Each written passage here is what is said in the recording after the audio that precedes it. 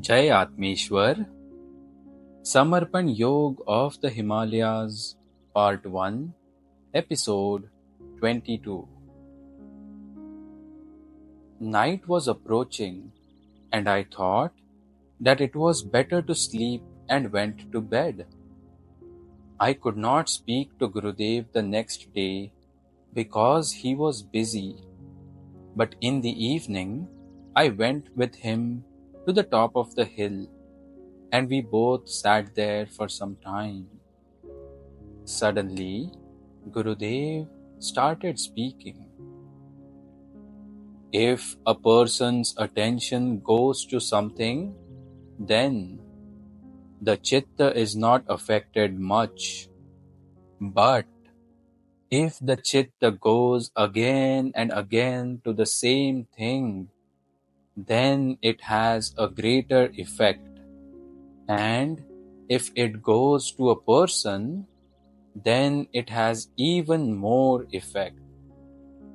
But if it goes to the same person again and again, then the chitta definitely gets destroyed there. Wherever one's attention goes should be momentary.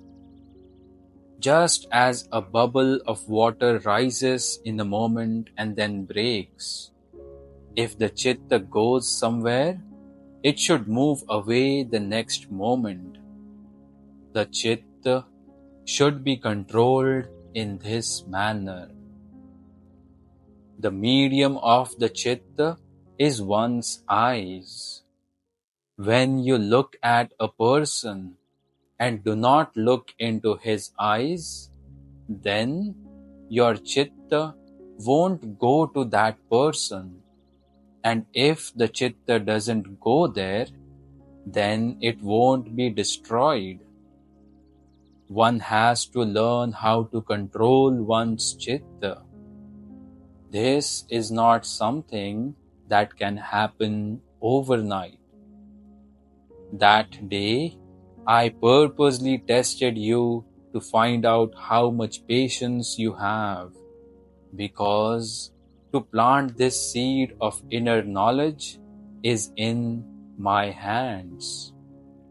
Making the seed sprout is not in my hands. It is like a farmer who sows seeds in the soil, then waits for rain, and then prays to Paramatma to send the rains soon, so that the seed he has sowed should germinate. The farmer cannot do anything beyond praying. In the same way, the Guru's Guru can also give the seed of inner knowledge to the disciple and pray to Paramatma that it should germinate like the seed. But the Guru himself cannot do anything. Just as the possibility of every seed growing into a tree is hidden in the seed, the possibility of every disciple becoming a Guru is hidden in the disciple. That is why the Guru has to work patiently after sowing the seed of inner knowledge in him. And until now, one Guru used to give inner knowledge only to one disciple. Thus, he needed less patience because he had only one disciple. Inner knowledge is going to spread in your lifetime, and this self-knowledge is going to reach millions of people through the medium of experiences. That is why you need to be very patient. What has actually been said is, do your work, but do not desire its fruits. But the act of giving self-knowledge does not happen while spreading inner knowledge. The reason for this is that one obtains this state of giving only when the feeling that one is the doer has been destroyed completely. Secondly, this self-knowledge cannot be given when suitable disciples are not available. Thus, it cannot be given here either. It goes away on its own, and that is also the reason why the feeling of being the doer is not present. This work will happen in your lifetime in collectivity. Millions of people will obtain it through your medium. The path of liberation for millions of people will open through you.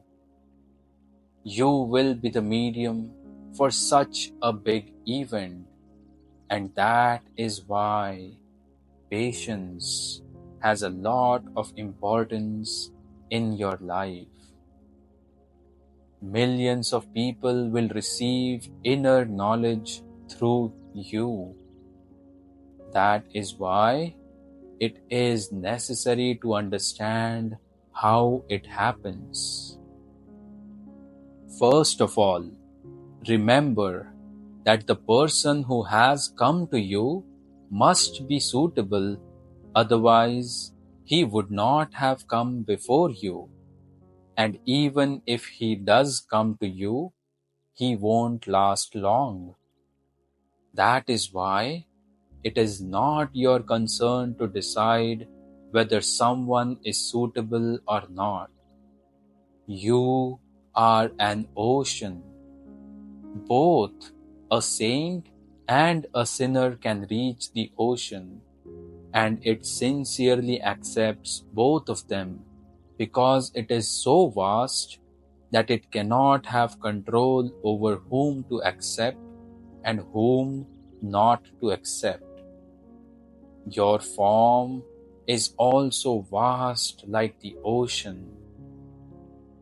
You too will acquire the vastness, and then there won't be any question of whom to accept and whom not to accept. Therefore, the question of suitability or unsuitability does not arise. The person who comes to you and stays must be suitable. Why will an unsuitable soul reach you at all? That soul has reached you because it is definitely worthy of receiving the seed of self-knowledge from you. It takes a long time to obtain the seed of self-knowledge and to germinate it. Sometimes it may even take 3 to 4 births. Several souls manage to acquire the seed of inner knowledge because the present situation is suitable, but their chitta is not inside them but somewhere else. Thus, the soul manages to receive the seed of self-knowledge, but it cannot germinate it. The seed will stay in the same state until it finds a suitable atmosphere within the soul. Now, it is up to the soul's own ability to create a suitable atmosphere within itself. What can you do in this situation? This is not your concern at all. Several souls are going to come into your life, which are suitable only to obtain the seed in this birth, but are not suitable for germination. Thus, that soul will obtain the seed in this birth, and the seed will germinate in the next birth. This is generally what happens. It takes several births for the tree of self-knowledge to be created. Therefore, you have to perform the work of only sowing the seeds. Do not think that those seeds must germinate, and do not be discouraged if they don't. They will definitely germinate because they are seeds of a good quality. These seeds will definitely germinate, but it is not clear when they will germinate. Such a process takes place because these are souls who have accepted the seed of inner knowledge unwittingly. These souls will be so entangled in the social web of illusion that they won't be aware of the seed at all. They have no knowledge at all about the importance of the seed of inner knowledge. Thus, it is natural for them to accept whatever they receive easily, because the event of your giving it to them and their acceptance of it will be a very joyful occasion. They will be very happy to accept it so easily, whether they are aware of it or not. And it is not necessary for them to know who you are either. This is similar to the situation when a poor man is given a priceless diamond. The poor man accepts the diamond when he sees it shining along with the attractive form of the Paramatma who gives it to him. But he is not aware that it is a priceless diamond. He takes it and keeps it. But that diamond he has put aside won't have any value for him until a person comes and makes him aware that he has a diamond. The same thing will also happen with people, because the same thing has happened to you. You are not aware of the treasure of inner knowledge that your Guru has given you, and you do not even know that the one who gave it to you was Paramatma, the Supreme Reality. You neither know the person who gave it to you, nor do you know what Shiv Baba has given you.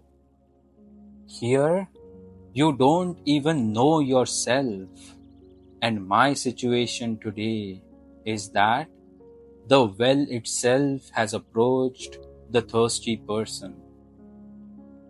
Whatever you are searching for outside is all inside you. All of us who are gurus are doing only one work. Only if you understand what Shree Shiv Baba has given you will you know what he has given you. You will be able to know yourself only when you understand that the entire secret is inside you. Go inside and get to know your Guru. All of us Gurus know what is within you. Birds and animals also know it. Only you are not aware of what is within you. I prayed to Gurudev. Gurudev, you guided me that one should germinate the seed of self-knowledge by keeping one's chitta on one's Guru. Then, please guide those souls also who are going to acquire the seed from me but won't be able to germinate it in this birth, so that they may be able to germinate their seed of self-knowledge in this birth itself. You are an ocean of compassion. If you reveal this secret to me, you will shower me with your grace. Those souls won't be able to reach here as I have done and have benefited from you.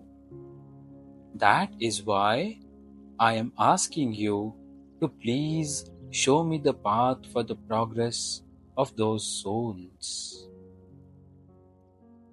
Gurudev had tears in his eyes and became very emotional and said,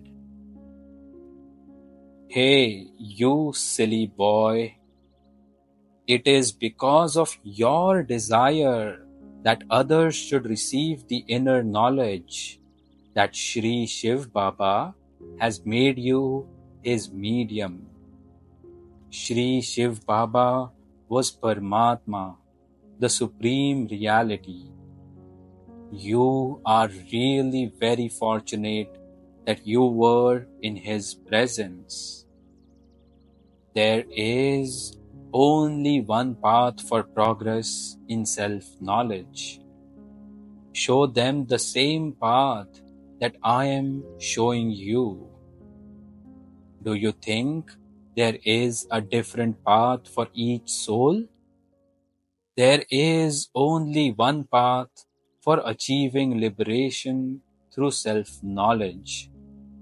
I am asking you to recognize Shiv Baba so that you will understand what he has given you. When you keep your chitta on him, he will surely shower you with compassion. Similarly, if the souls who have obtained the seed from you get connected to you by keeping their chitta on you, they will easily reach the same state as you. You have to wipe out your existence and dissolve yourself in the Guru. Similarly, those souls have to merge into you. You are the Guru of all Gurus. You are a Satguru. It will be easy to get connected to you because there will be a collectivity of hundreds of thousands of people who will be connected to you. It will be easy to get connected to such a large collectivity. Oh my dear, if a seed which is lying in the soil looks again and again at a big tree, then it will automatically germinate and the seed will be inspired to grow into a tree. But the seed won't know about it. Everything happens through Paramatma's grace. This will be much larger than whatever happens in our lives and in whatever we do. This happens because we think according to our capacity and Paramatma gives according to his capacity. Thus, you can show people the path of self-knowledge that I have shown you. There is only one path to know the truth and to acquire it. Only one path. Where a person is or at what place he is does not have much importance in his life. What is important is where his chitta is. He will absorb energy from the place where his chitta is focused. When a disciple has received a seed through his Guru's grace, the seed will get energy from the same place to grow into a tree. This is because whilst sowing the seed, the Guru definitely does so with the positive thought that this seed which he has sown should definitely grow into a tree. If one does not have such a generous attitude, then the process of sowing the seed cannot happen, and only a Guru who sows the seed can have such an emotion. The feeling which has given the seed of inner knowledge to the soul will have to be turned into a medium, and that feeling will clear the path and transform the seed into a tree. The disciple will have to hold on to his Guru's feelings of compassion. When the wave of compassion comes, then he will have to wipe out his identity. As long as one has a separate identity, he won't be able to establish oneness with that wave of compassion. The soul will have to forget his identity as a droplet and dissolve his identity into the ocean. This has to be done by the disciple himself. This work is very private and has to be performed by each person alone. Sometimes it seems as if this is the only work which has to be performed. All other work in one's life will happen through the Guru's grace. This is the only one karya which has to be performed. A seed destroys its identity and performs this work through its own wish. And this is the only work it does. The remaining work to transform the seed into a tree is performed by Paramatma himself through the medium of nature. Paramatma is a universal energy which manages nature. It is present everywhere. All that is required is for the soul's state to be suitable to experience that universally present energy of Paramatma. And with these words, Gurudev ended the discussion. Jai Atmeshwar. We'll conclude today's book reading over here. Thank you for listening.